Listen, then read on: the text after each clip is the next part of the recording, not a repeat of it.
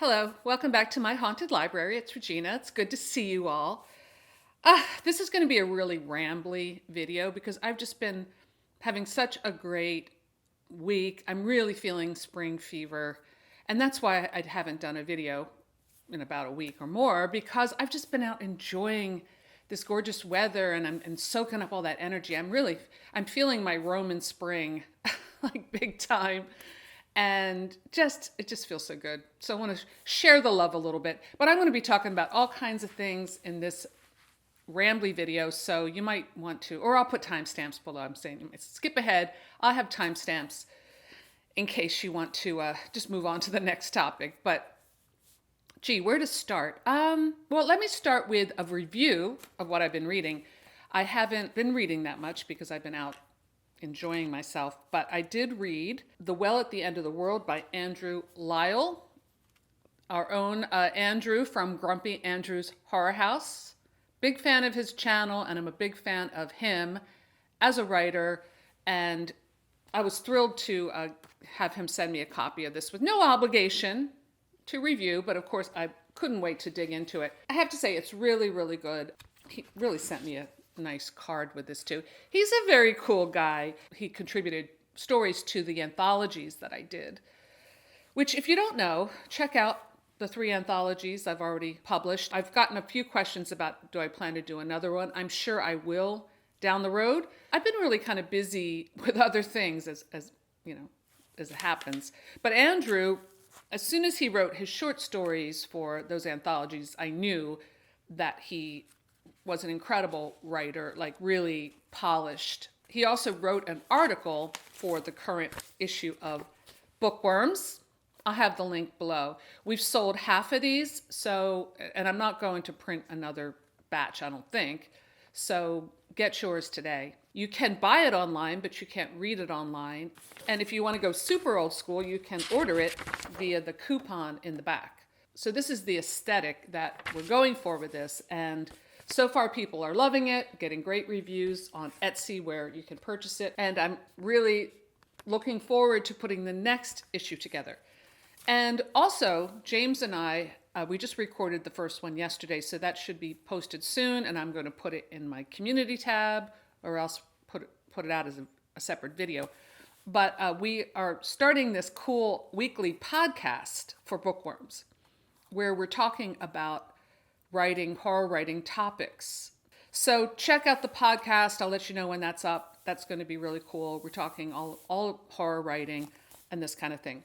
So back to Andrew's book, The Well at the End of the World. This is a novella that is a little difficult to put a genre on it. It's definitely not what I would call horror, and it doesn't look like horror from this cover. I think the cover actually really, especially the image, really evokes the feeling of this story, which is very mysterious fantasy, kind of like a Western.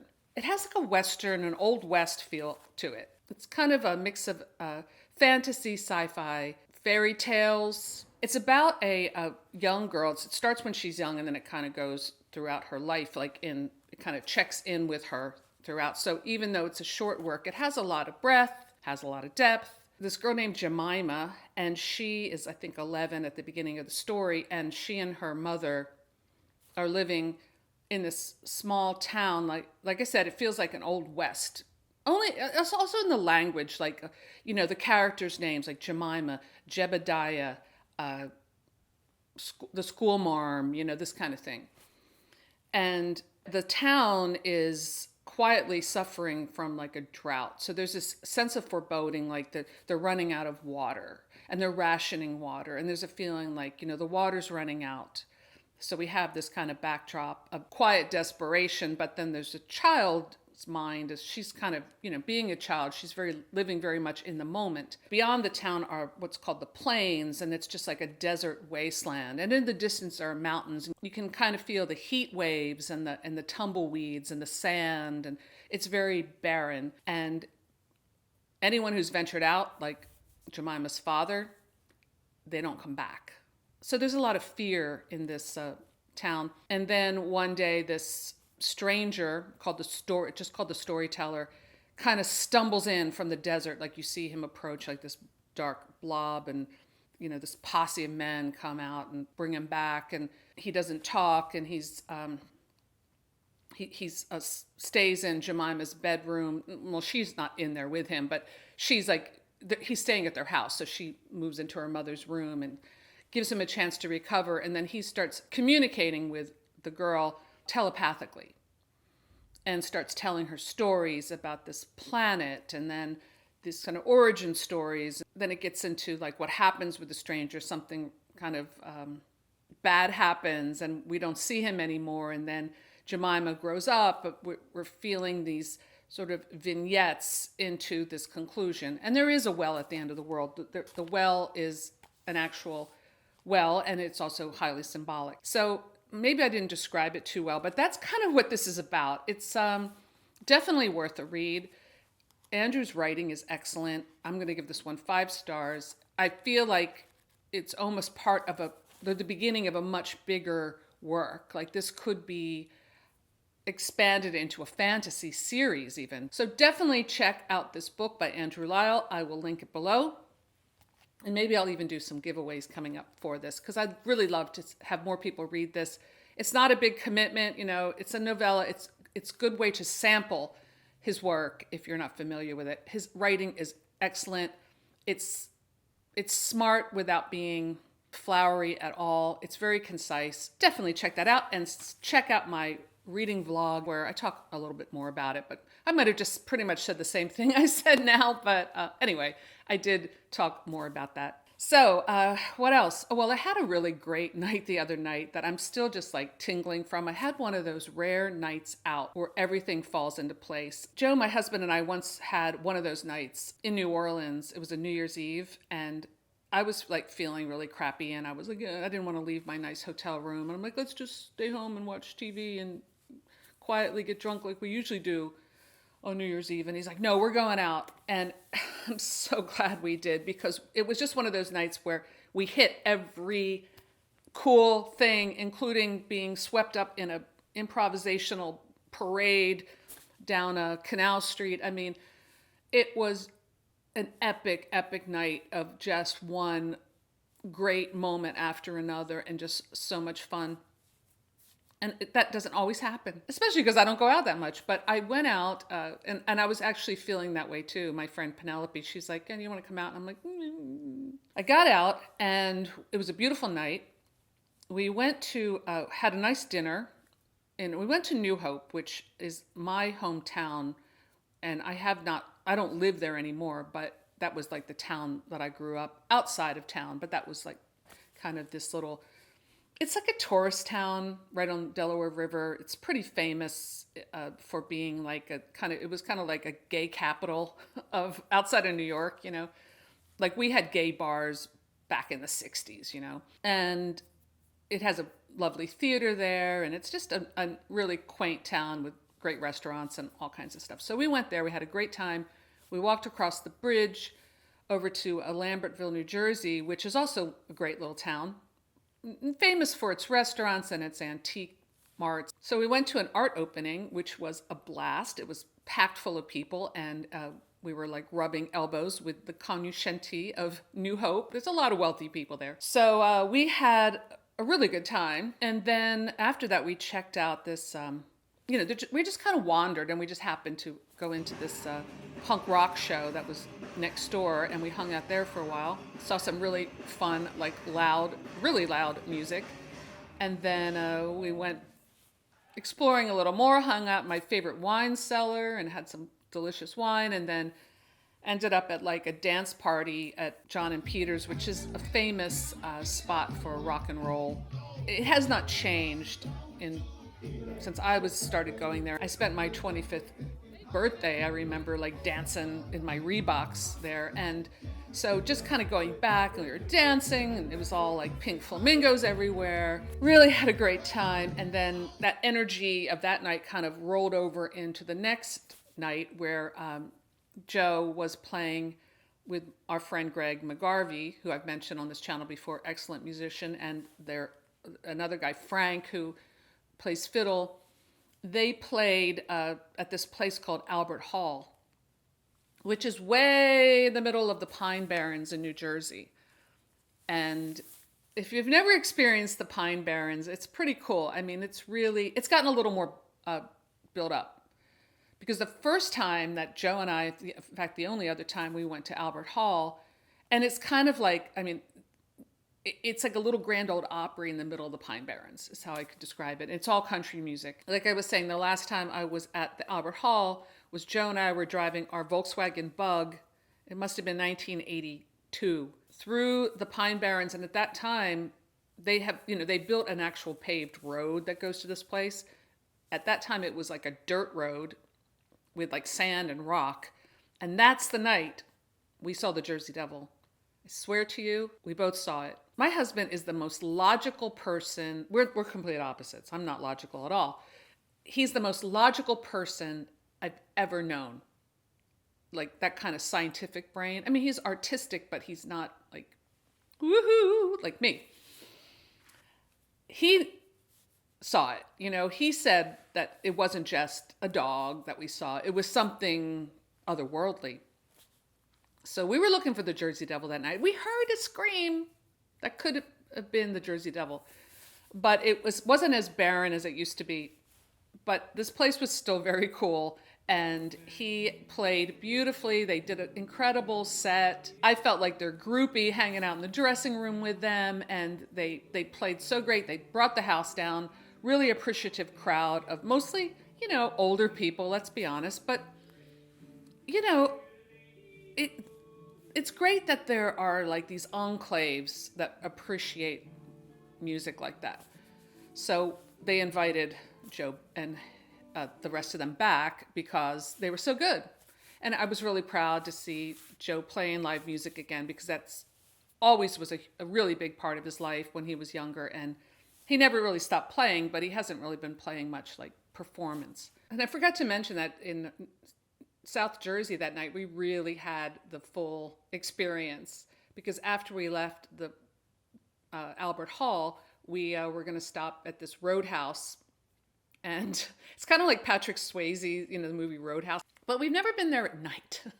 So we stopped on the way home. It was probably close to 10, but it's like a real biker bar. In fact, I'm looking around and they're like guys, there's like the Pagans, which is a outlaw biker gang, are playing pool. And I'm like nudging Joe like, oh, the Pagans are here. And then, but they were cool. But like, it's not every day you see like real biker gangs, I mean, not where I live anyway. And then on the way out, like there's one main paved 2-lane blacktop with these like dirt roads kind of intersecting. And as we're pulling out, and I'm thinking, whatever you do, like I'm backing up, don't hit one of the Pagans' bikes, These dudes come shooting out through one of the dirt roads, and like right in front of us, they're like four-wheeling, covered with mud, like yeehaw, coming around.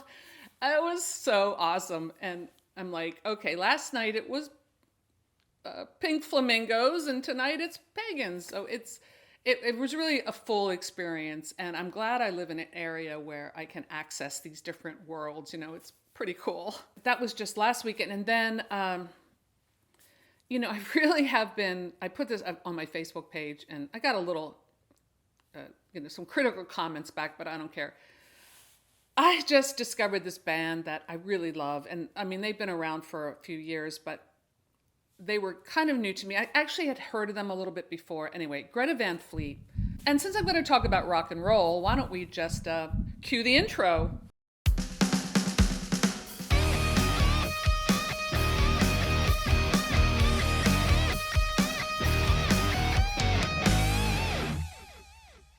I've just been so into this band for the past couple of weeks. It was a while ago that my sister gave me the CD. And she said, listen to this band. She knows I love rock and roll music. She knows I love progressive rock and, 70s rock. So she was like, listen, you get a lot of people telling you, oh, listen to this. And you're like, yeah. Like, listen to Billie Eilish. And I'm like, okay. I don't like pop music. I've never liked, what's pop music now? Rock and roll was popular. That was a different thing. But like what is considered like pop music winning Grammys now, I just can't get into it. Just not into it. I've tried to have an open mind, I'm like, I'm going to sit down and listen to Harry Styles, or I'm going to listen to Taylor Swift and Sam Smith or whatever. And I'm just like, no, I can't. It's just, I don't like it. And that's okay. I don't have to. But she told me about this band. She and her husband went to see them live, and she said they're really good. So I had the CD, and then, I've had it for months, and then my CD player wasn't working in my car, and I really don't listen to CDs in my house, so I didn't listen to it. And then when I got my new CD player, I popped it in, and I was like, whoa, what is this? I'm like, is this Rush? Is this Styx? What is this? And I just kept listening and listening and listening. And I, by the time I got to the end of the record or the CD, I was like, okay, I'm a fan. Absolutely love this band. And I don't know, it just got me excited about rock and roll. Maybe there will be a rock and roll revolution, and these kids are kind of, picking up the torch because it's been so long. So I posted it on Facebook, and of course some of my friends were like, oh, they suck. And I was like, okay, I really don't want to hear it. I really don't want to hear it. Because it's been so long since I've been excited about a new rock and roll band. In fact, I can't even remember when there's been a new rock and roll band. Now, I'm not saying I don't listen to like indie rock and this kind of stuff. I do. And, I listen to a lot of like mostly new prog rock stuff. But, when speaking of prog rock, when I was like doing my deep dive into Greta Van Fleet, I saw like all the terrible reviews they got and all the hate, if you want to call it that. See, I feel like I'm a super fan, I've got to be like, the haters don't get it.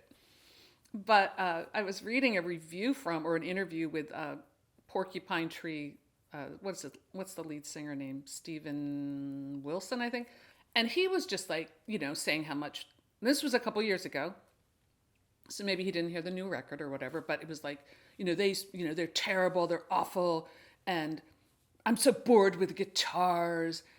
And I'm just like, this is such a bummer attitude. And may I say that I like Porcupine Tree. I listened to their music, and they were, bar none, the worst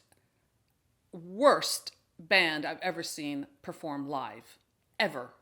And I mean that punk rock band I saw the other night that was ear splitting and made absolutely no sense. They were better than Porcupine Tree because they had energy and they had passion. They were terrible.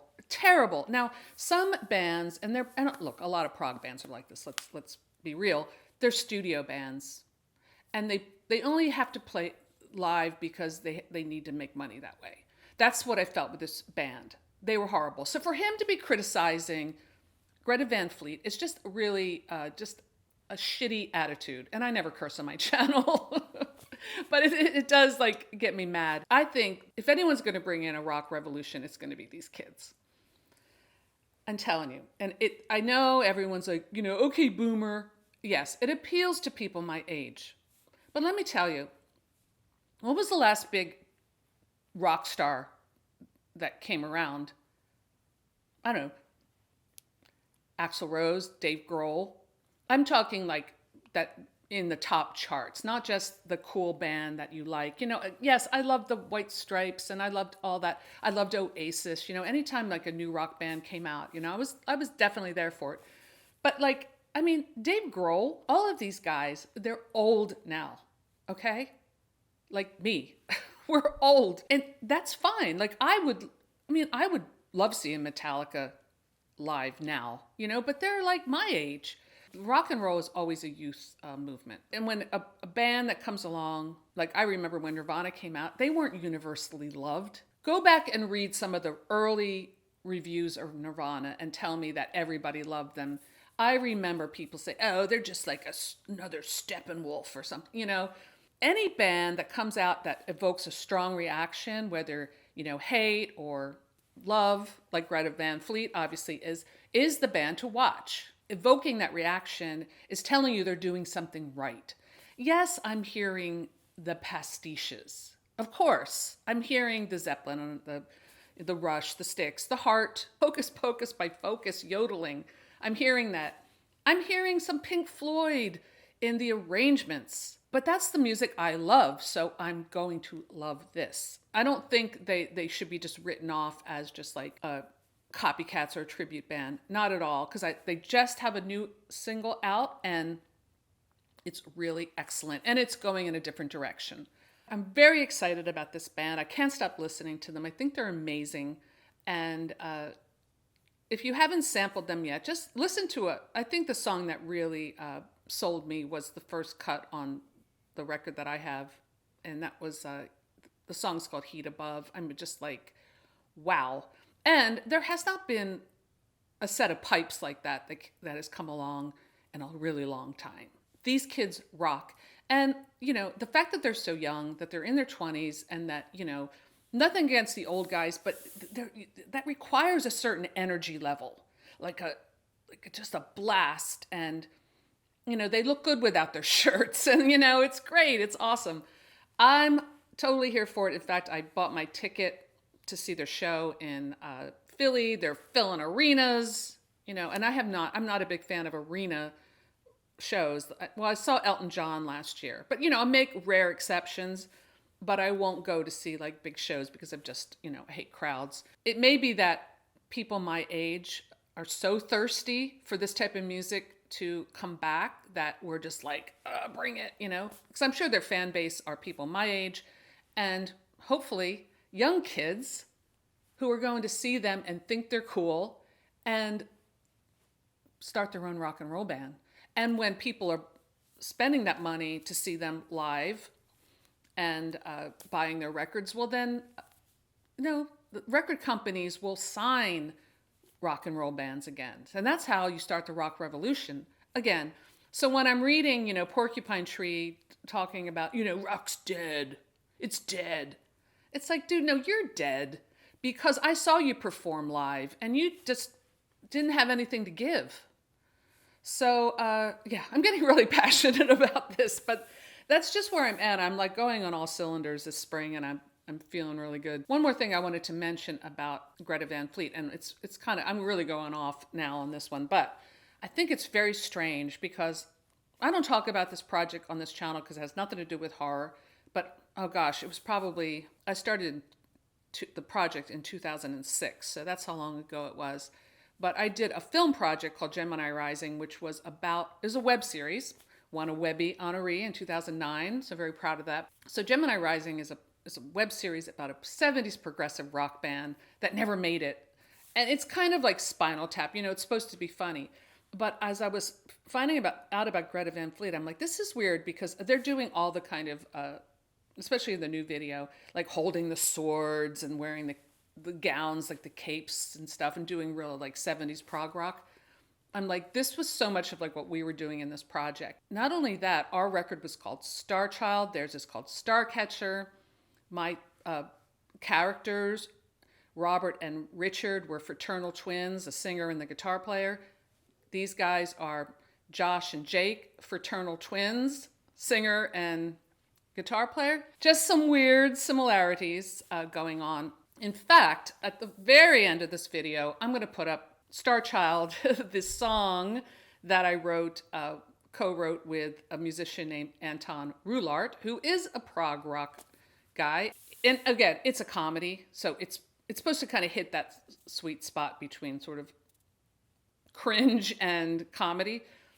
But just check it out and just indulge me or not. You can just click out if you're not interested. But it's a song that I wrote with Anton for the project, and then we did like a music video for it with the swords and the capes and everything, and has a Phantasm homage too that I'm sure some of you will catch. It's a music video, but it's in one of the episodes where the main character has a hallucinogenic trip from smoking toad.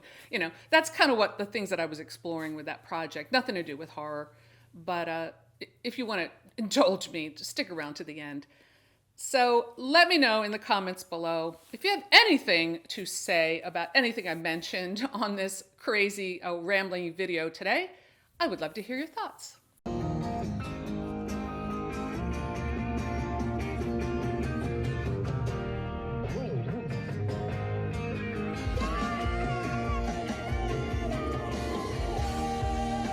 So that's all I have for today. Thanks for stopping by my haunted library, and I'll see you soon. Bye.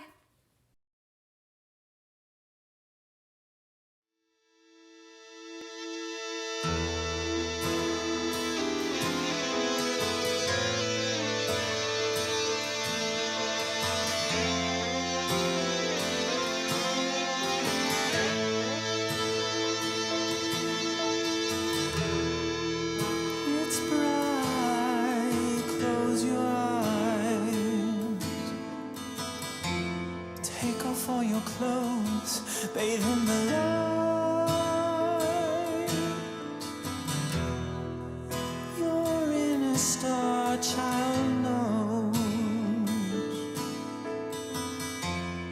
you belong to Venus, you belong to Mars. You're a star child feeder sprung from the god of war.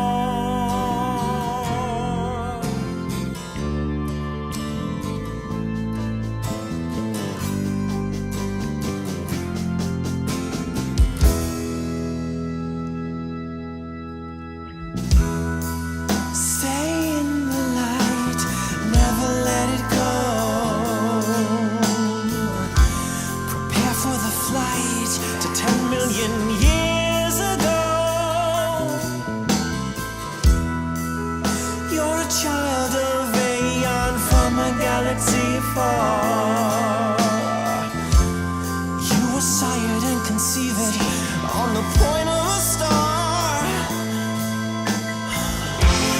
So child, glistening light. So child,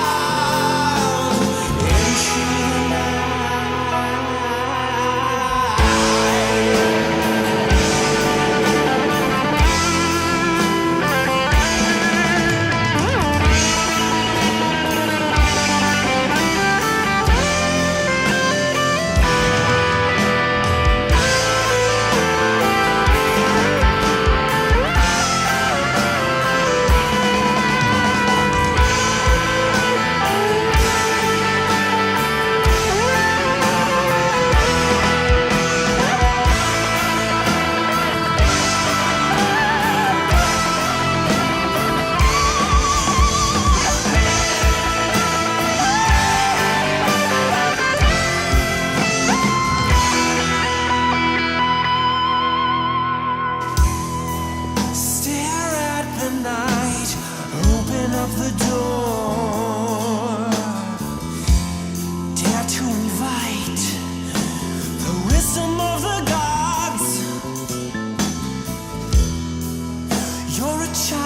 receiving radiant fire from afar.